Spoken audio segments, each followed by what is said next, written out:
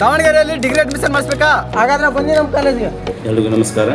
ನಗರದ ಸರ್ಕಾರಿ ಪ್ರಥಮ ದರ್ಜೆ ಕಾಲೇಜು. ಈ ಕಾಲೇಜಿನಲ್ಲಿ 2026-27 ಸಾಲಿನ ಕಾಲೇಜು ಬಡ ಮತ್ತು ಮಧ್ಯಮ ವರ್ಗದ ವಿದ್ಯಾರ್ಥಿಗಳಿಗೆ ಬಹಳ ಅನುಕೂಲವಾದಂಥ ಕಾಲೇಜು.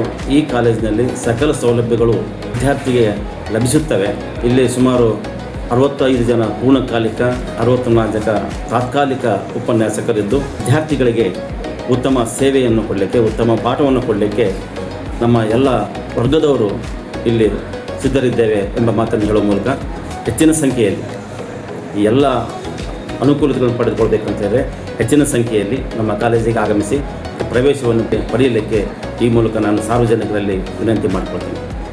2026-27 ಸಾಲಿನಲ್ಲಿ ನಮ್ಮ ಕಾಲೇಜಿನಲ್ಲಿ ಪದವಿ ಪ್ರವೇಶಾತಿ ಪ್ರಾರಂಭವಾಗಿದೆ.